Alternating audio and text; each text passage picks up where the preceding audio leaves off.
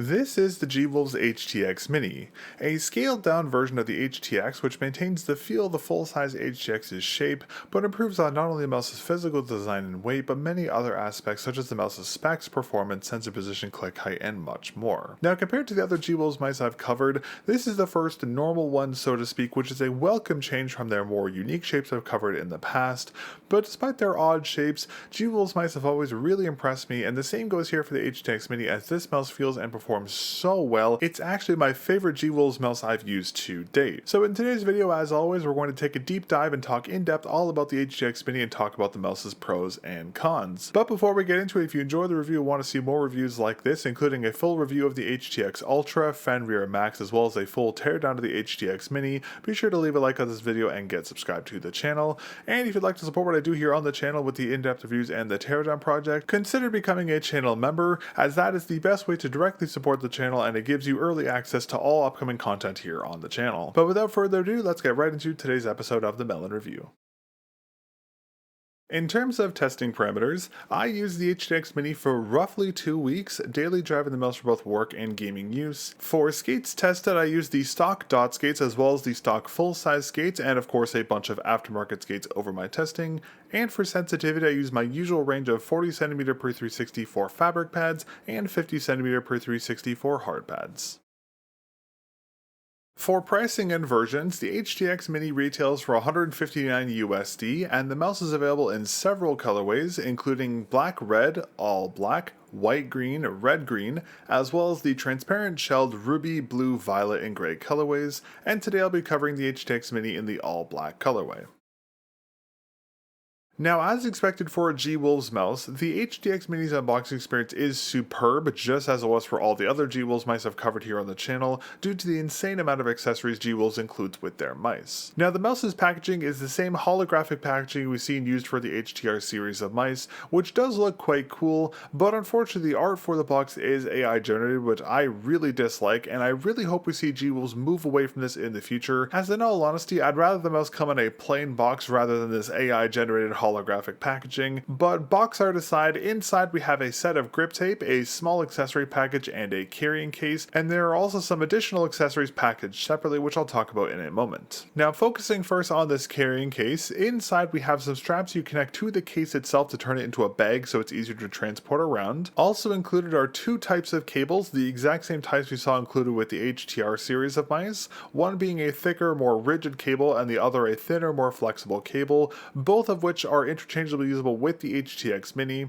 And we also have an 8kHz dongle, which does have a very large rubber base on it that helps to keep the dongle well anchored in place despite its lighter weight. And lastly, we have the HTX Mini itself, which is wrapped in a fabric wrapper and comes with 4 PTFE dot skates pre-installed on its base. Now, for the first accessory package, this includes a quick start guide for the mouse, 2 base cover stickers you can apply to the mouse's base to deter dust and debris from getting inside, a set of 30 PTFE dot skates, the exact same type that were pre-installed on the mouse, as well as a set of full-size PTFE skates. There is also a sheet of blue plastic similar to the blue plastic the full-size skates came installed on, which is designed to be a guide, so to speak, for installing the base cover stickers. And lastly, we have 2 new and very unique accessories, these 2 sheets of tiny foam pads, each of which includes 30 pads, but the 2 sets differ in heights, as one set is 1mm tall and the other set is 1.5mm tall. Now, these are used as skate spacers, so to speak, but they have some other really unique uses which we'll talk more about later in this video. And for the included grip tape,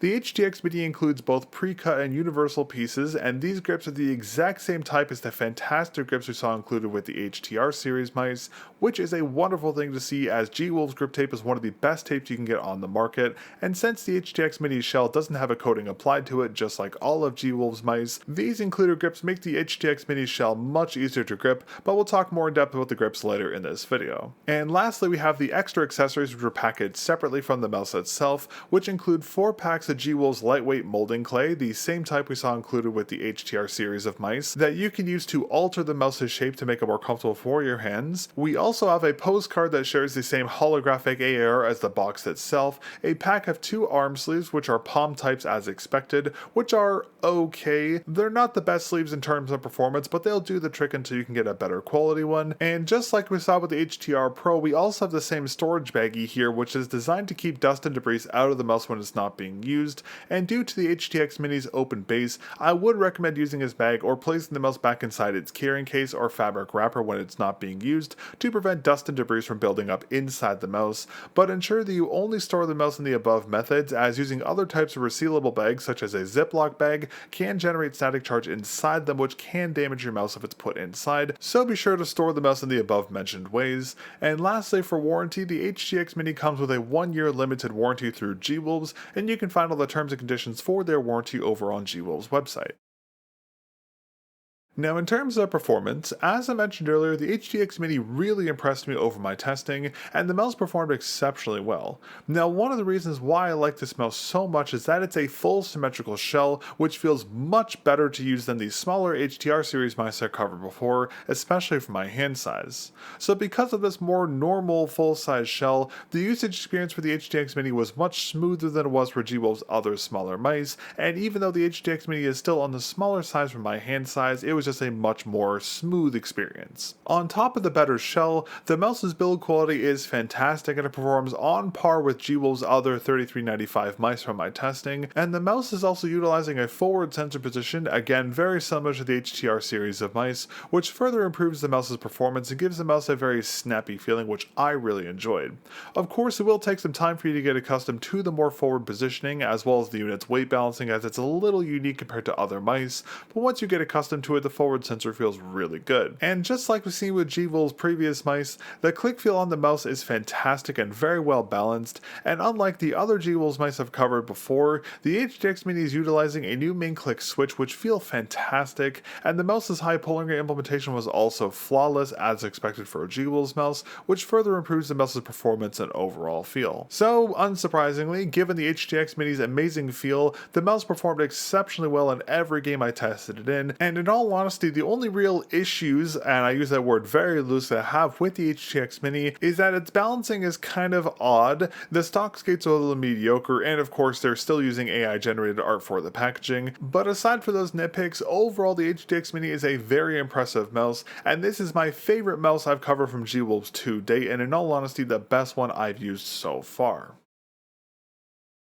Now, before I talk about build quality and QC, as a reminder, my unit was sent to me directly by G-Wolves, so take this segment of the video with a grain of salt, as I recommend for any review unit sent to me directly by a brand. Now, as I mentioned earlier, the overall build quality of the HTX Mini is very impressive from my testing, one for one with the caliber of build quality we saw in the HTR series mice, and despite the larger, hollower shell, the HTX Mini shell is extremely rigid with no creaking or flexing anywhere on the shell, even with extreme pressure applied to it, which is very impressive for a mouse with such a thin shell. And yet again, G-Wolves' clever design and engineering is on full display here, as this filled honeycomb shell, despite its thinness, rivals many solid shelled mice we see on the market in terms of rigidity and feel. And given the superb build quality, unsurprisingly the mouse's QC is also perfect, and as I mentioned earlier, all the mouse's main buttons feel fantastic and well balanced in their actuation weights, specifically the main clicks with their new switch types, and even the scroll wheel feels really good, which is often an overlooked aspect on many mice, and the internal build quality and QC is also perfect on the mouse with no soldering or other issues with the PCB or the internal framing.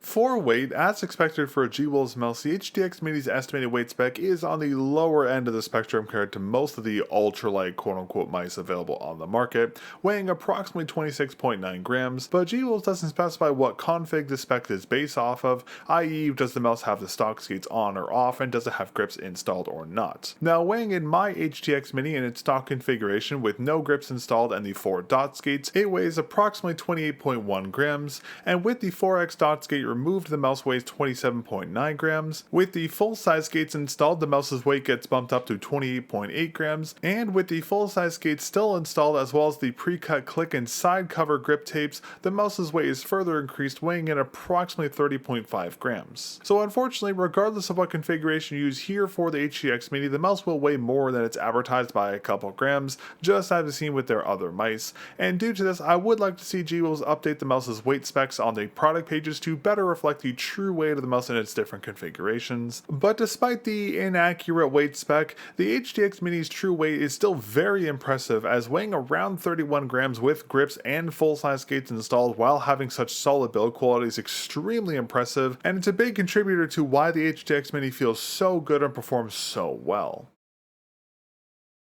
Now, as I mentioned earlier, the HTX Mini's balancing is a little unique, as you'd expect it to be very forward balanced to complement the mouse's forward sensor position like we saw in the HDR series of mice. But it turns out it's not balanced at the forward sensor location, it's actually balanced slightly below it, being balanced slightly forward from the mouse's physical midline, but also slightly below the forward sensor position, giving the HTX Mini more of a balancing region between the forward sensor and the physical midline rather than a specific balancing point like we commonly see on most mice. Now, admittedly, I'm not the biggest fan of the HTX Mini's balancing methodology, as it reminds me of how the hit-scan Hyperlight was balanced, as that mouse also had a forward sensor position, but that mouse was balanced at the mouse's physical midline, not at the forward sensor position, which made the mouse feel quite odd, and sadly the same thing is kinda happening here in the HTX Mini, just to a less noticeable or jarring degree. But that said, I do understand why G-Wolves balanced the HTX Mini in this way, as if it was balanced at the sensor's forward location, the sensor wouldn't be utilized properly as you'd naturally grip the mouse at its balancing point, so instead they implemented more of a middle ground approach, balancing the mouse between the sensor and the mouse's midline, which allows the mouse to feel balanced, albeit slightly offset, but in a way that still allows the forward sensor position to be utilized, as you'll naturally grip the mouse at its balancing region or point. But to be clear, this unique balancing still does give the HTX Mini a bit of an unbalanced feeling. To be clear though, it does feel way better than the hit-scan Hyperlight does, but the odd balancing is noticeable, especially if you're coming from a centrally balanced mouse, but after a couple days of use on the HTX Mini, you'll get accustomed to the mouse's unusual balancing. And just to be clear, my critique of the HTX Mini's balancing is absolutely a nitpick on my part, as most people won't even notice it, but to be thorough, I wanted to mention it in case people happen to notice its unique balancing. But aside from the odd X-axis balancing, the Y-axis balancing on the HTX Mini is perfect, as the mouse is a symmetrical shape, so it is evenly balanced on both the left and right sides. Now, I should also note, due to the mouse's weight and balancing, if you use the mouse wired, it can be very easily unbalanced on its X-axis, feeling very forward heavy, but seeing as the mouse is optimized for wireless use, this is to be expected, and we've seen this happen on pretty much every single G-Wolves mouse I've covered to date, so this isn't exactly surprising, but this is something to keep in mind if you plan on using this mouse wired. Now, in terms of shape, as I mentioned earlier, unlike the previous G-Wolves mice I've covered here on the channel, the HTX Mini has a much more normal shell shape, being a full symmetrical shape, but one with some interesting quirks to it. Firstly, as expected, the shell is right-hand optimized, as the side buttons are positioned on the left side of the shell, but technically speaking, the mouse is ambidextrous and you can use it with a left-hand grip, you just won't have access to side buttons. Now, in terms of dimensions, the HTX Mini measures 109mm long, measured from the tip of the main clicks to the end point of the rear hump. For widths, at the thickest part of the upper shell, at its top it measures around 57mm wide, and at the bottom it measures 54.7mm wide, while at the mid region of the shell, at the top it measures around 56.3mm, and at the bottom it measures 55.9mm wide, and at the rear region of the shell, at the most rounded part of the rear curvature, it measures approximately 60mm wide, and for heights, at the very peak of the upper shell's hump, the mouse measures approximately 35mm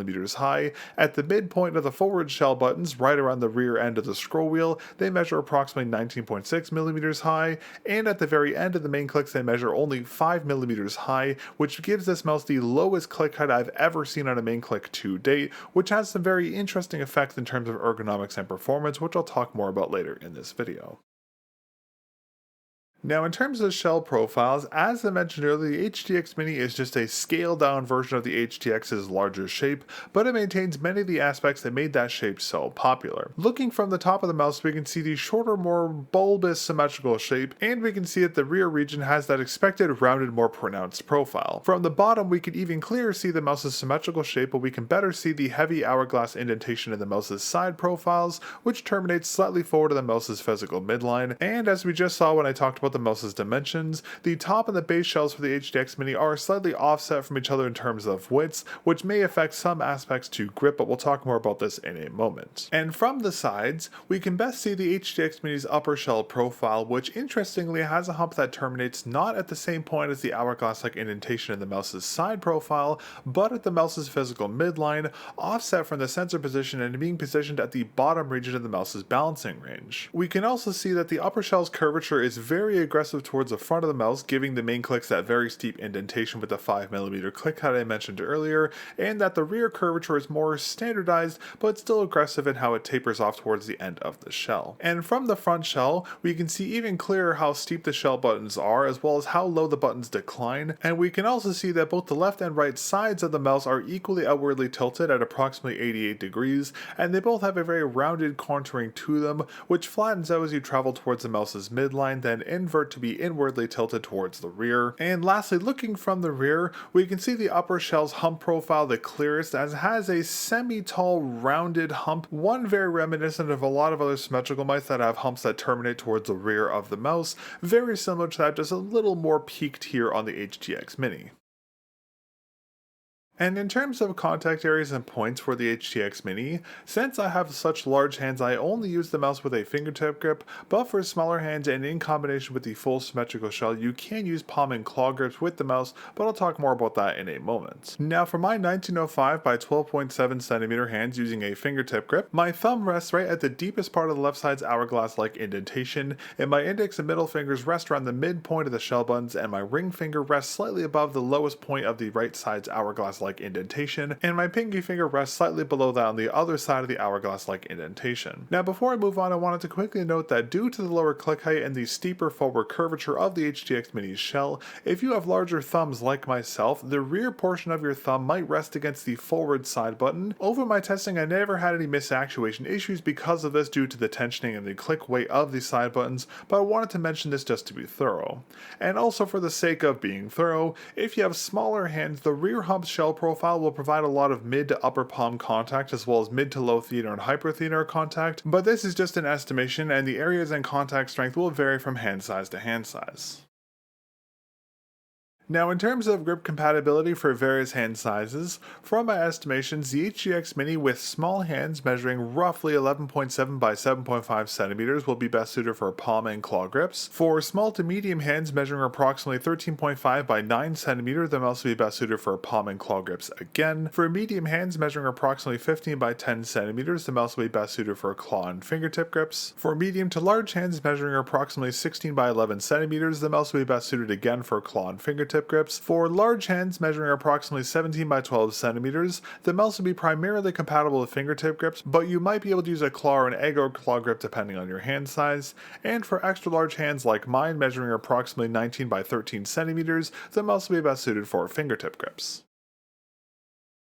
Now, just like G-Wolf's other mice I've covered here on the channel, the HTX Mini doesn't have a coating applied to its shell, but it turns out this is actually an intentional decision by G-Wolf's, not an oversight as I previously said it was. Now, there are a variety of reasons of why G-Wolf's chose not to apply a coating to their mice, but the biggest reason is weight and durability, as the coating layers add weight to the mouse, and also that over time the coating will degrade and wear. Now, personally speaking, I still think the weight logic behind this kind of nullifies itself, as you will need to rely on grip tape to grip the mouse's shell, which will arguably add more weight to the shell than a coating would, but I do agree with G-Wolf's in terms of the durability aspect, as over long-term use, coatings often don't hold out too well, which results in the mouse being prematurely recycled, whereas grip tapes can be replaced if they start to wear or degrade. So now knowing the logic behind their decision to not apply a coating to the mouse, I understand now why G-Wolf's designs their mice in this way to be used with the included grip tape. I'm sure some people won't like this choice, but the reason behind their decision makes sense, especially when it comes to long-term durability for their mice. But all that said, even though the HTX Mini shell doesn't have a coating applied to it, it does have a matte feel to it, same as we saw in the original HTR8K, and the same semi-indented honeycomb texturing that is somewhat grippable with dry hands, but with sweaty hands it can be quite slippery. Also, it's worth noting this texturing can feel a little abrasive against skin over long-term use, so I would highly recommend using the included grips, as they massively improve the shell's gripability with both wet and dry hands, and cover the shell's honeycomb texturing so it doesn't feel so rough and abrasive to your fingers. Now, as I mentioned earlier, the HTX Mini includes both pre-cut and universal grip tapes for the mouse, consisting of side and click covers and 4 sets of side button covers, 2 hump covers, and 5 circular universal pieces you can use for point coverage. Now, these grips are the exact same type as the grips we saw included with G-Will's other mice, which is a very good thing as G-Will's grip tape is arguably one of the best available stock grips on the market. Now, the grips do still have the same raised linear hexagonal texturing with the sticky coating applied to its surface, which does make the surface of the grips very easy to grip with both wet and dry hands, and makes the HTX shells much easier to grip and smoother to the touch as they cover the shell's honeycomb texturing. These grips are also extremely durable, as I mentioned in my HDR Pro video, so their performance will remain consistent over long-term use, and as an added benefit, the grips are quite reusable too, so you can move or adjust the stock grips placement without damaging them if needed. But I will say though, these stock grips are on the thicker side, and they do have a noticeable edge to them, which might be a deal breaker for some people, and some people might not like the raised texturing of the grips. If this is the case for you, you can always use aftermarket grips such as the X-Ray Pad Cicada Wings 2.0 or Geckos 2.0, as both perform similarly to the G-Will stock grips, just as a thinner form factor with no physical texturing, but keep in mind that these and other aftermarket grips are likely going to be much thinner than the G-Will's ones, so they might not be as effective as covering up the shell's honeycomb texturing, so make sure to get thicker tape if you don't want to feel the shell's texture. Now, as I mentioned earlier, the HTX Mini's main clicks are quite unique compared to G-Will's other mice's main clicks, as they have the lowest click height I've ever seen on any mouse to date, which has some interesting impacts to the mouse's feel. But before we talk about that, let's talk about the shell buttons themselves, which are very similar in style to the HDR Pro's main clicks, just much steeper, with the same deep indentation that guides your fingers to the center of the buttons and that flared up lip on their outer sides. They also share the same honeycomb texturing as the rest of the mouse's shell, which, just like the rest of the shell, can feel slippery with wet hands. It does feel a little rough to the touch, but the included pre-cut grips for the main clicks do fix both of these issues. It's also worth mentioning that both the main buttons on the HTX Mini are very well stabilized with only a slight bit of wobble to them when actuated, and they're also indented into the mouse's shell, so both the main buttons are free from any interference issues from your thumb, pinky, or ring finger resting against the mouse's side shell, which is a great attention to detail on such a small mouse. And yet another great attention to detail is that the edges of the shell buttons have been cut, so there's no point or sharp edge to them like there were on the HTR-AK's main clicks,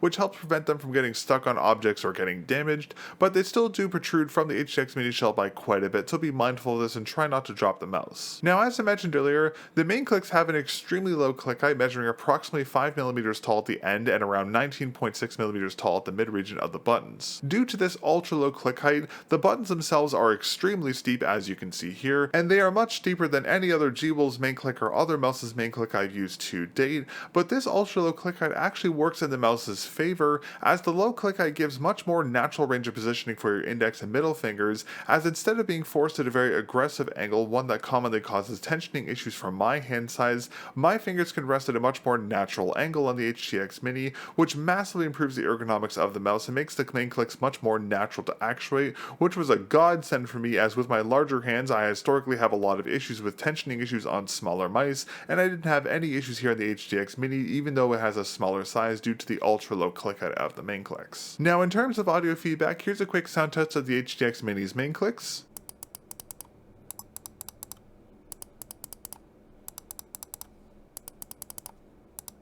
On the inside, unlike the HTR series of mice which use the standard 1.0 blue shell pink dot switches we see on most mice nowadays, the HTX Mini is using a rather unique switch I haven't come across before, the mel0n D2LS21, which are rated for 20 million actuations. Now, as I mentioned, this is a very odd switch choice, and this choice actually gets a little more odd as well, as its actuation weight is on the much higher end of the spectrum, especially when compared to the 1.0 blue shell pink dots we've seen used before, having an actuation force of around 7 out of 10. But while this actuation weight is heavier than most switches I've used this year, they do have a fantastic click feel, as all mel0ns do, as the higher actuation weight does give them a very stable feeling, which I personally really like. But that said, if you're coming from a mouse with very light clicks like 1.0 blue shell pink dot switches, the main clicks might feel a little too heavy at first, but it will take a little time to get accustomed to their heavier actuation weight. It's also worth noting that the main click's actuation weight does slightly increase as you go towards the top of the buttons. It'll be the lightest at the ends as expected, and similar towards the middle of region of the clicks,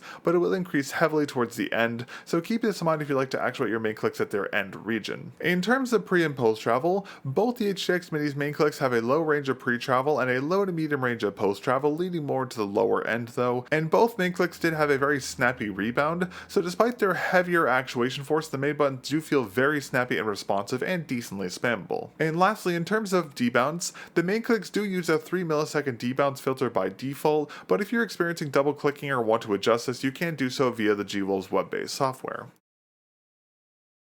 Now in terms of side buttons, unlike the extremely tiny side buttons we saw in the HTR series mice, the HTX Mini side buttons are much more normally sized, which is a welcome change. Now the buttons themselves are angled, pill-shaped buttons that have a very rounded surface to them, and they're decently sized for the mouse's small size as well, but their positioning is very unique as they're positioned roughly at the mouse's physical midline, not at the forward balancing point or sensor position, and they're also slightly forwardly tilted. So depending on your hand size, the side button, specifically the rear one, might be a little awkward to actuate as it was for me with my larger hands, but for smaller hands this probably won't be an issue as your fingers will rest much lower in the shell than mine do. But on the plus side, the side buttons are very pronounced from the HTX Mini's side shell, so they're very easy to grip and actuate, and just like the main clicks, they don't have any coating as well, and the raw plastic can feel kind of slippery sometimes, so I would recommend using the included side button grip tapes to make the side buttons a little easier to actuate. But while the HTX Mini's side button positioning is a little odd compared to a lot of other symmetrical mice, one great attention to detail about them is that just like the main clicks,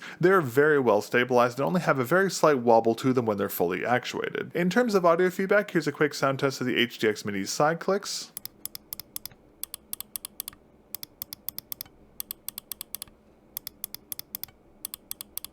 And as you can probably tell from the sound test, inside the HTX Mini is using the same mel0n D2LS21 switches we saw used on the HTR series side buttons, which are also the same type as the HTX Mini's main click switches, just with a different shell color and a lower lifespan rating of 5 million actuations. Now just like the main click switches, which are very similar aside for the different colored housing, the side button's actuation weight is again on the heavier side compared to lighter switches such as the TTC brown shell blue dots or Wano black shell white dot switches, having an actuation weight of around 6.5 out of 10, ever so slightly lighter than the main clicks. And in terms of pre and post travel, again similar to the main clicks, the side buttons have a very low range of pre-travel and a low range of post-travel, and they do have a very nice snappy rebound to them, so the side buttons, despite their heavier actuation weight, are quite spammable.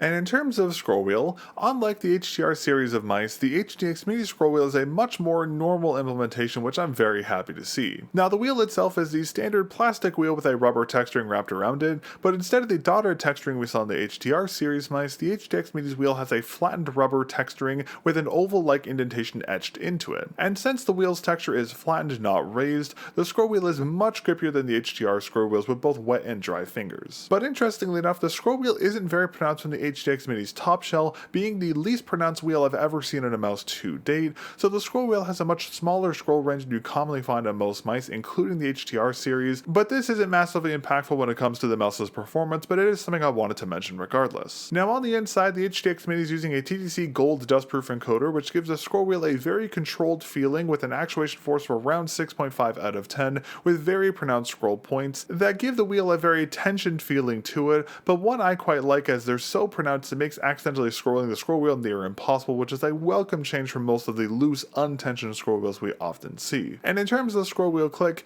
inside the HTX Mini is using a TTC pillar switch. Unfortunately, I was not able to get the exact type, but it is just a pillar switch, which as expected has a heavier actuation weight of around 7.5 out of 10, with a weaker rebound than the main and side buttons, which is to be expected, but the rebound is strong enough to make the wheel somewhat spammable. Again, it doesn't feel as good as the main click switches and the side switches I just mentioned, but for a scroll wheel it actually feels pretty good. Alright, and in terms of sensor and MCU, as I mentioned earlier, the HTX Mini is utilizing the same Pixar 3395 DMT6QU sensor we saw used on the HTR series mice, and as I expected, the implementation is quite similar, but as I mentioned many times in this video, its positioning is quite different as it's more forward positioned than we commonly see, being positioned at the 63mm mark in the shell, approximately 8.5mm forward of the mouse's 54.5mm physical midpoint, which gives the mouse that snappy, responsive feel to it that I mentioned earlier. Now Now the sensor itself is a fairly standard implementation, having a DPI range of 50 to 26,000, which is adjustable via 50 DPI steps, the usual 1 and 2mm LOD levels, and it also supports motion sync and angle snapping functions, but there is no ripple, and the supported settings can be enabled or disabled via the web-based software. And for MCU, as expected for a high-performance gaming mouse, the HTX Mini is utilizing the Nordic 52840 MCU, the MCU of choice for almost every single gaming mouse available on the market. As I mentioned earlier, just like my previous experiences on G-Wolf's other mice, the high polling rate implementation here on the HTX Mini is fantastic, and its wireless 125 to 8000 Hz polling rates are perfectly implemented, but sadly on the wired connectivity we are still capped to 125 to 1000 Hz, which is a little disappointing, but given the mouse's design being a very lightweight wireless optimized mouse, I understand why we don't have any high polling rate over the wired connection. But over my testing, both the wired and wireless 1K polling rates were very well implemented, and the wireless 2, 4, and 8K Hertz rates were perfectly implemented as I mentioned earlier, and I didn't run into any stuttering or instability issues on any of the polling rates. The only exception to this was the 8K Hertz polling, but the instability was caused by the age of my system, not the mouse itself. But overall, as expected for a G-Wolf's mouse, the high polling rate implementations are fantastic. Again, in the future, I would like to see wired high polling rates, but the current implementation is still very good, and their wireless tech is as good as it's always been.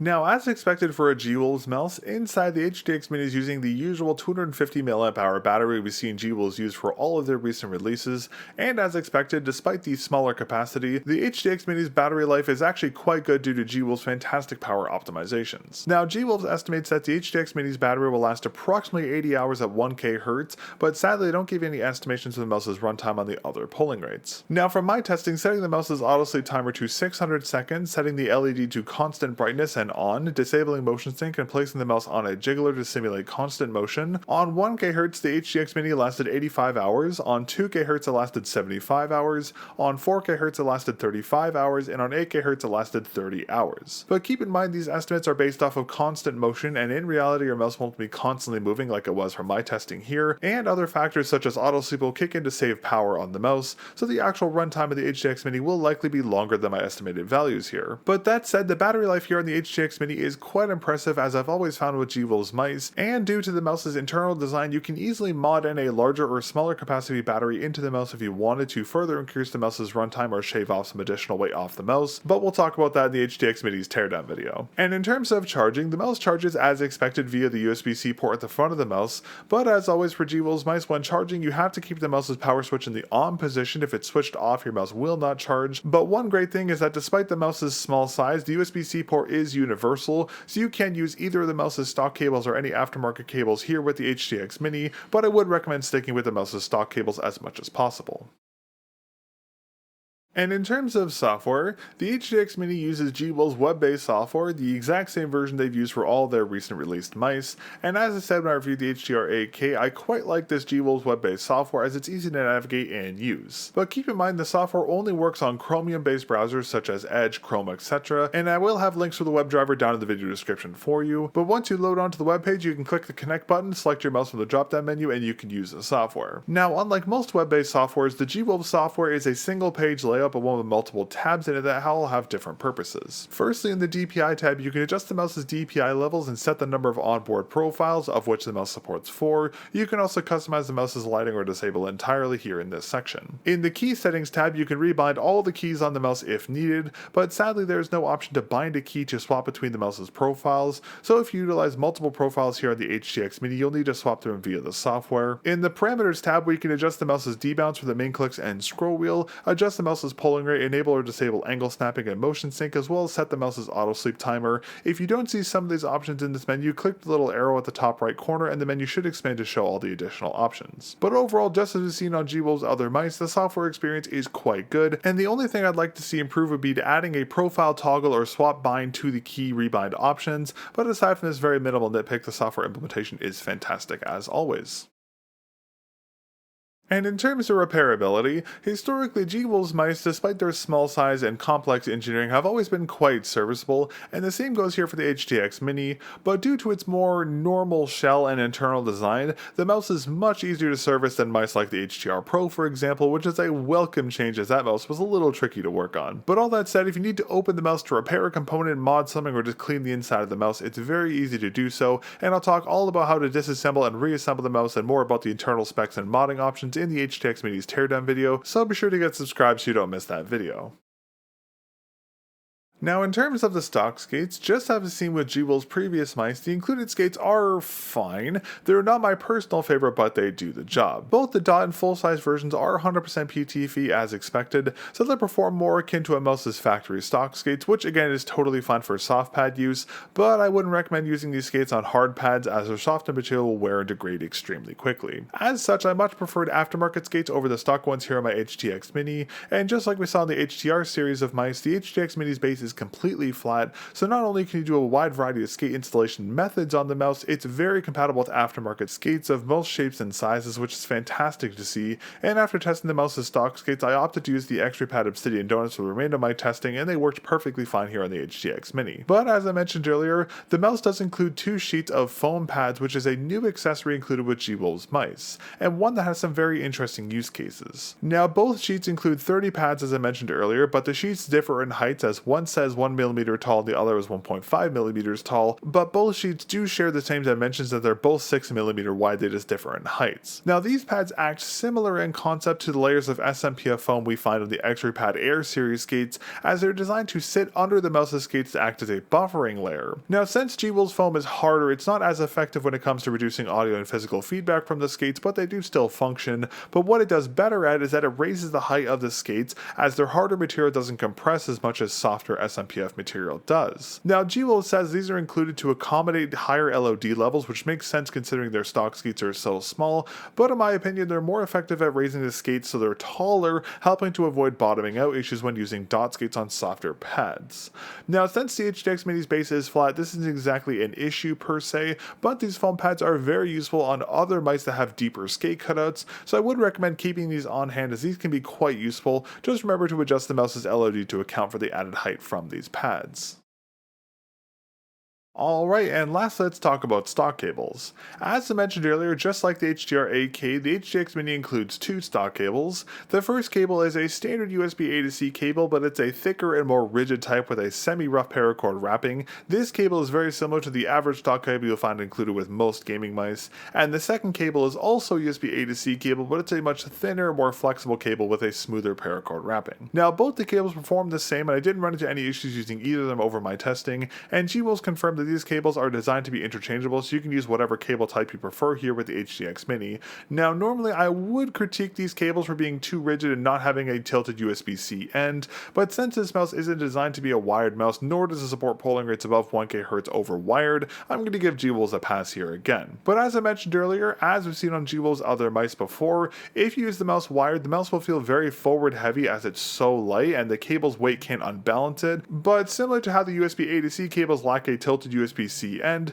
since the mouse only supports 1K polling via its wired connectivity, this isn't the biggest deal, but keep this in mind if you do planning on using the HTX Mini wired. Alright, well, in closing, overall the G-Wolf's HTX Mini is not only a very surprising mouse, it is also my favorite G-Wolf's mouse I've used to date. I'll admit I was a little concerned about G-Wolf's ability to execute a more normal mouse, as previously focused on some hyper niche shapes, but they've done a fantastic job here in my opinion, as this is a fantastic mouse with great build quality, great click feel, and the ultra low click height, which significantly improves the mouse's ergonomics, great performance specs with that sensor forward position, and of course the fantastic wireless and high polling rate implementations. And in all honesty, the only major nitpicks I have about the HTX Mini is that its odd balancing range is a little weird and it could be tuned a little bit more, and the AI art that's used for the packaging, which as I said earlier when I reviewed the HDR Pro, is very disappointing aspect to their mice, but again, this packaging related doesn't affect the performance of the mouse itself, and that the mouse's stock skates are a little lackluster, but this isn't exactly exactly a surprise as this is the same as all of the previous G-Wolves mice. But overall, the G-Wolves HTX Mini is a fantastic mouse that's going to hold the crown as my favorite G-Wolves mouse for now, but we'll have to see if the HTS Ultra or the Fenrir Max can dethrone it, but that'll be a conversation for another time. But if you'd like to learn more about the HTX Mini or pick one up for yourself, I'll have the mouse's product pages linked down in the video description for you all.